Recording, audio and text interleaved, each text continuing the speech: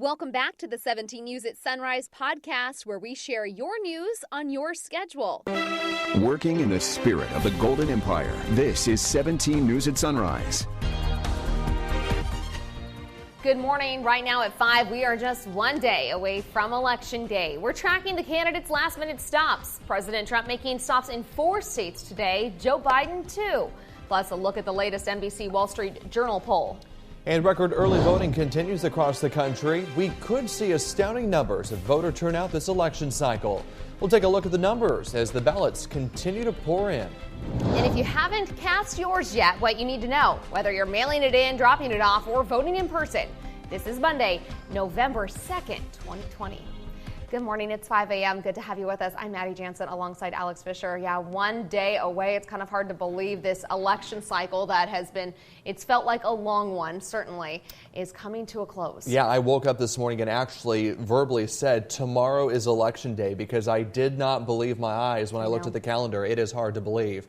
We'll get to more on the election 2020 coming up, but first we're talking about your forecast. And Kev, it was an absolutely gorgeous weekend out there. All of those trick-or-treaters enjoy the evening on Halloween, but we've got a cool down on the way, right? Yeah, I was impressed with how many trick-or-treaters were out for Halloween. It was nice to see, but everybody that came to my house, they all practiced the social distancing. They took all the necessary measures, so it was nice to see the kids having a good time. Let's talk about our weather because we are expecting a cool down as we head into next weekend. In the short term here, still keeping a little bit warm. We're starting out with a little bit of cloud cover around Kern County right now, drifting in from the south because of a weak disturbance offshore, but that's all we're going to see, some high clouds. 57 in Bakersfield at this time with a light wind out of the east at 5, and as we take a look at the hour by hour here, you can see mid-70s by 11 and then 80s as we progress this afternoon. 45 out of Tehachapi right now under a calm wind, and as we take a look at the hour by hour forecast for you, we are expecting the mid-70s. So overall, a warm Monday, but again, that cool down is coming. We'll talk more about that coming up in a few minutes. All right, Kev, thanks so much. At least one person was killed in a rollover crash along Highway 58. It happened last night at the Oswald Street off-ramp. CHP says the car was found on its side. Officers say the person inside was not breathing. The name of the person who died has not been released. And another person is dead and 2 toddlers are in the hospital after a crash in Kernville. It happened just after 4:30 yesterday afternoon on Burlando Road, just north of Plater Road. Investigators say the car went into a ditch and at least one person was killed. No word on the extent of the children's injuries. 5:02 is your time now. The search continues this morning for 2 men involved in a shooting at a park in Wasco.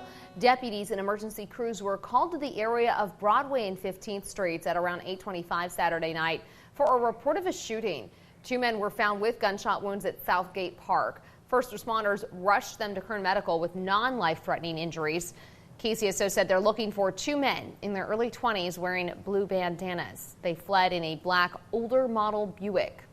A man was seriously injured in another shooting Saturday night, this time in Lake Isabella. Sheriff's deputies responded to a report of a shooting in the area of Cypress Avenue near Mobile Drive just after 8:30. When deputies arrived, they found a man there with a gunshot wound. The victim was taken to a local hospital for treatment. At first, authorities said he was in critical condition. KCSO later said he stabilized and was able to leave the hospital. The department said they don't have any information about a shooter. If you have information about either of these incidents, call KCSO at 861-3110. 5:04 now, and another fire broke out at the old Amazois bar on River Boulevard this weekend. Here's a look at the aftermath of the fire, which broke out just after 5:30 yesterday morning. This is the 4th time the building has caught fire in recent months. The last time was on October 19th, just 2 weeks ago. First responders say that they did not know what the cause of the fire was or if anyone was hurt. The East Bakersfield bar was a local fixture for more than 70 years. It closed last year after the owners retired. And a structure fire tore through a garage in East Bakersfield. The fire erupted about 7:30 on Saturday night near the intersection of Pacific Street and Beale Avenue. A neighbor called the fire department after seeing flames from the garage. Several engines came to fight the flames, and authorities have not said what started it or if there were any victims. 2 separate police chases ended in crashes this weekend. Both happened Friday night. The first happened in southwest Bakersfield. Check out this video sent to us by a viewer. According to witnesses, BPD was in pursuit of a gray vehicle occupied by 3 suspects on Camp Street and McCleary Way. 2 of the suspects took off on foot, while the driver stayed behind the wheel, eventually crashing in a neighborhood east of Panama and H. Witnesses say the driver fled the scene but was eventually caught by police. Officers have not released the identity of that driver. The second chase happened in South Bakersfield. The driver of the vehicle eventually crashed into a residence on Plants Road and Agate Street. According to witnesses, the driver of the vehicle ran from police but was then apprehended. Witnesses say no injuries were reported. New COVID-19 data shows the virus is still spreading in Kern County, but we're not seeing a spike like the rest of the country. Public Health reported 79 new cases yesterday. That is above our daily average over the past week. However, state data shows the spread is likely stable. No new deaths were reported, but we have lost 424 lives to this disease. More than 9,000 people are recovering from this virus at home, while just 2 people are in the hospital and receiving treatment. It's the lowest number of hospitalizations that we've seen since the beginning of the pandemic. More than 34,000 people have been infected with COVID-19 in Kern County. Education news, registration and enrollment for Bakersfield College's spring 2021 semester begins this week. Registration opens Wednesday. BC said returning students will need to complete an update by logging into their Inside BC account to get a registration date and time. First-time students can enroll by visiting Bakersfield College's website. The semester will mostly take place online because of the pandemic, and it starts January 16th. Local kids got to have some Halloween fun at the United Way of Kern County's first Family Fall Fest drive-thru event. The organization handed out 1,000 bags filled with books to kids in the community on Halloween. The bags also included crayons, activity books, hacky sacks, health materials, and of course, candy. Children came dressed in their favorite Halloween costumes as prizes were given out for the best decorated vehicles. We know during this pandemic a lot of families have been affected, and we just want to bring back some fun and joy and smiles to the kids' faces. United Way of Kern County continues fundraising to help promote education efforts around literacy. For more information on their campaign, you can visit helpkern.org. Welcome back. An iconic sign of Smokey the Bear stolen in the night without a trace of who took it. And months later, 17's Gilbert Bernal gives us a look at the effort to replace it. Back in August, we reported to you about a handcrafted Smokey the Bear sign commissioned by the federal government and was taken from right here near the intersection of Highway 178 and Sierra Way. And while authorities are still on the trail of that missing bear, I tracked down the people working to replace it. A national icon, allegedly stolen in the dark. You got to be a pretty gutsy person to be out there trying to take it off of the signage. This wasn't just an ordinary road sign. It's one of a kind. I think somebody looked at it and kind of like a collector's item. They wanted to take it. This particular placard was utilized for more than just decoration by the U.S. Forest Service. The Smokey sign, that is the welcoming message to the public to tell them first and foremost what the rules are so that they know immediately when they come up here and they're not mistaken if it's fire season and they can't have a fire, or it is and they need a bucket and a shovel. When Massey realized Smokey was missing, she contacted her longtime collaborator, Gary Ananian, founder of a local nonprofit. I got a call from Amy. She notified me that the sign had been stolen. The signs were actually paid through a grant, a fire prevention grant, so I knew that money was not going to be re-given. That's when Gary reached out to the local community. It wasn't necessarily about replacing the sign, it was about bringing Smokey back. So we went to our Facebook and Instagram followers and asked for help. And in less than 24 hours, we were able to raise the money we needed to purchase the new sign. The original sign was estimated at $1,000 and was handcrafted by 2 local entrepreneurs to the Kern River Valley. The Forest Service wanted a structure, so I took a 2x6s and we mounted them horizontally on some 4x4s that they put in the ground. We put Smokey on one half, and the other half we put signage, whatever the Forest Service wants to promote. Their artistic alliance has been going on for years. Since I'm a sign man and Judy's a mural artist, we work together. Turns out you've probably seen their work if you've been to any of the local shopping and dining spots around the Kern River Valley. God. That has to be 10 years ago. Yeah, around 10 years ago. You know, it was about 10 years ago. Yeah. Yeah. At least. The 30-year resident has painted in the valley for over 20 years, which has earned her the Woman of the Year prestige in 2008 for her art contributions. When I painted the ones at the hospital, there was one man followed me around. I'd done about 4 murals so far in the hospital, and he came up to me and he said, "You know, I want to thank you for doing these. My mother used to be an artist, and she had stayed in her room all the time. She wouldn't get out. But when you started painting these murals, she would come to the door in her wheelchair and watch you." Like the support the good-willed artist provides, her colleague Jerry has offered his backing for her work. Literally. I end up making the sign that will stand next to Smokey. Once it's ready to go, I'll just sketch out the idea of the Smokey on the face of it, and then Judy does the rest of it. And I get to pat myself on the back and take some of her glory. But what about that original Smokey? Wherever Smokey is, hopefully he's still giving that message to people wherever he's being utilized. For now, the U.S. Forest Service has posted this temporarily to remind visitors to the lake and river recreational areas about the restrictions for the seasons. Always be sure to pay attention to the signs as they change throughout the year. As for the new Smokey, they haven't announced an unveiling date just yet, but we'll be sure to keep you posted.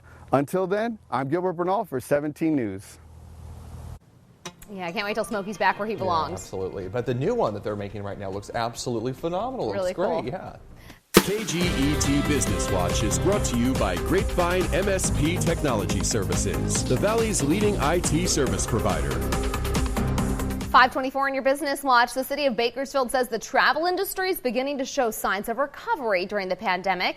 An analysis by Visit Bakersfield manager David Lyman shows that Bakersfield's outperforming the state in the country in area hotel occupancy, getting close to how it was late last year. The early stages of the pandemic had shut down much of the travel and tourism industry, bringing hotel occupancy rates down by 50%. Lyman says by the end of August, the hotel occupancy rate was only 3.8% compared to the same time last year. Encompass Health Rehabilitation Hospital of Bakersfield hosting an outdoor hiring event next week for registered nurses. It's happening Tuesday, November 10th between 9 a.m. and noon, and again 1 p.m. to 4 p.m. Encompass Health of Bakersfield is located at 5001 Commerce Drive. The hospital says the ideal candidate will require current RN licensures, will have CPR certification, CRRN certification, and 2 or more years of experience in an inpatient rehabilitation hospital setting. Urbane Cafe is opening its second Bakersfield location today. The restaurant's located on California Avenue next to the new California Fish Grill. For its grand opening, Urbane Cafe will offer free meals. There'll also be matching funds donated by patrons in support of OMOT Academy, a summer learning program for students, and the United Way of Kern County. Urbane Cafe is a chain that serves sandwiches, salads, and soups. Their first location in Bakersfield opened on Mount Vernon Avenue, just off the 178. We're about to plunge into one of the most unpredictable weeks in recent memory, and businesses across the country aren't taking any chances. No matter who wins, there's going to be some type of resistance, I'm sure. From right by the White House to the streets of Santa Monica, businesses are boarding up, preparing for a hurricane of protest ahead of tomorrow's presidential election. In New York's Herald Square, Macy's is masked by plywood, even as it stays open through the election. Business owners worried about potential mayhem following tomorrow's results. Hopefully nothing happens, but we're thinking about hiring security, putting five people out there with guns. A new study warns 5 states are at high risk for election-related violence from militia groups: Pennsylvania, Georgia, Michigan, Wisconsin, and Oregon. A new USA Today Suffolk University poll finds that 3 out of 4 Americans are worried about some form of violence around the election. Thanks, Kev. 17 News is your local election headquarters. We're just one day away from Election Day. As Decision 2020 comes to a close, it's a very busy day for both presidential candidates. Tracy Potts has a look at this last full day of campaigning. Good morning, Maddie. Good morning, everyone. From a windy Wilmington, Delaware, where they're building an election night stage for Joe Biden, but when he'll come out and what he'll say depends on what happens in the next 48 hours. Stage construction is underway at the Chase Center in Wilmington, Delaware, Joe Biden's election night headquarters. At the charcoal pit, one of his local hangouts. People person, loves walking around, talking to people, loves taking pictures. We found Biden and Trump supporters planning to vote tomorrow. I want to go vote in person. I want to know that my vote was counted. On this last full day before polls open, Biden is back in nearby Pennsylvania. President Trump is terrified of what will happen in Pennsylvania. He knows that the people of Pennsylvania get to have their say. If you have your say, he doesn't stand a chance. 4 years ago, President Trump won Pennsylvania by the narrowest margin there in nearly 2 centuries. State officials predict the vote count could take days. Nearly 2.4 million Pennsylvanians have already cast their ballot by mail. This is going to be 10 times as many as the last time we had a presidential election in Pennsylvania. President Trump starting in Florida this morning and visiting 4 more states today, including Biden's birthplace, Scranton, Pennsylvania, plus 2 stops in Michigan. 2 days from now, we are going to win the state of Michigan again. It's his 4th trip there in a week. Over the last 4 years, I fought for Michigan like no one has ever fought for Michigan. 4 years ago, he narrowly won Michigan, but a narrow win is a win. The president once again counting on the unexpected. Unexpected because our last NBC News Wall Street Journal poll before Election Day shows Biden with a 10-point national lead. In Wilmington, Delaware, I'm Tracy Potts, 17 News. More than 93 million votes have already been cast in this presidential election. That's according to the latest data from Target Smart, supplemented with numbers NBC News received from secretaries of state. Experts think that number could hit 100 million by Election Day. Controversial words from the president at a rally in Michigan on Friday, appearing to call into question the validity of COVID-19 death rates. You know, our doctors get more money if somebody dies from COVID. You know that, right? I mean, our doctors are very smart people. So what they do is they say, I'm sorry, but, you know, everybody dies of COVID. But in Germany and other places, if you have a heart attack or if you have cancer, you're terminally ill, you catch COVID, they say you died of cancer. You died of heart attack. With us, when in doubt, choose COVID. The Associated Press says the virus death count has not been overstated due to the doctors lying to get more money, and there has been no evidence of fraud. According to AP, more than 230,000 deaths from COVID-19 have been confirmed, and the true number is almost certainly higher by a considerable margin. Incumbent Congressman Kevin McCarthy greeted voters and trick-or-treaters at a drive-through rally this weekend, just days before the election. Thank you very much. Let's win this. Let's win this. Hundreds showed up with Halloween costumes and decorated cars. They waited in a long line at a parking lot Saturday near Kern River Parkway to get a few seconds with Congressman McCarthy. Former U.S. Representative David Valadao and incumbent Assemblyman Vince Fong also welcomed drivers. They handed out candy alongside volunteers offering flags, signs, shirts, and cupcakes. The congressman had one message for voters. Well, the most important thing to do now is get out the vote. So we got to get everybody that hasn't voted yet out to the polls. Mail your ballots in now, or go on Election Day, or turn those ballots in. There's an opportunity you can turn your ballots in here as well. The congressman set up his own mailbox at the rally for those who hadn't voted yet. Many handed him their ballots, which he said he would drop off at the elections office later in the day. Meantime, 17 News also spoke with Congressman McCarthy's challenger, Democrat Kim Mangan, to hear her message for voters in the lead up to the election. That is why I'm running, is because I do want to help small businesses. I want to make sure people keep their health care. I want to get relief for the people from the COVID-19 pandemic that has, negatively impacted so many people. Mangan says she's looking forward to the election as more people realize there's a challenger to Congressman McCarthy. Her main message: go vote. And time is running out. We are now less than 40 hours. You have now less than 40 hours to turn in your ballot. And if you haven't already, there's a few new things that you need to know. 17's Taylor Schaub is live this morning explaining the process and helping you ensure that your vote is counted. Taylor. Well, good morning, Maddie. We actually already saw somebody drop off their ballot right over there, their mail-in ballot. There's a drop-off site here in downtown Bakersfield. So yes, like Alex said, less than 40 hours. And there are a few things you need to know to feel prepared for Election Day. Obviously, tomorrow. Here's everything you need to know. The first step, making sure you're registered to vote. If not, you have to conditionally register to vote on Election Day at your polling location. Your ballot will still be counted normally, but it will be one of the last ones counted. If you want to vote by mail, you have to have already registered to vote. The latest you can mail or drop off your ballot is November 3rd, tomorrow. So if you mail it, it has to be postmarked on or before Election Day. It then has 17 days to arrive at the elections office here in downtown Bakersfield. They have changed the deadline. Normally it has to be received by 3 days after Election Day, but in recent legislation, that's been pushed back to 17 days after Election Day. Now, Maddie and Alex, if you don't bring it, you'll have to vote provisionally, as we said, which just means they'll count your vote once they verify that you didn't vote twice. But if you decide that you'd like to vote in person, there's something you need to bring with you. One thing they do have to keep in mind is that they would have to bring their vote-by-mail ballot to the poll site with them so that they turn that in, and then we will issue them a poll site ballot. If you're coming here to vote in person, you'll have to wait until tomorrow and expect to see long lines tomorrow. You'll also need to verify your polling place beforehand. We have a link on our website, kget.com, and the polls will be open starting tomorrow at 7 a.m. It's going to run to 8 p.m. That's important. 7 a.m. to 8 p.m. tomorrow for voting in person. You can vote in person, as we said, or drop off your ballot here during that time frame. There's also going to be a drive-through option in the morning.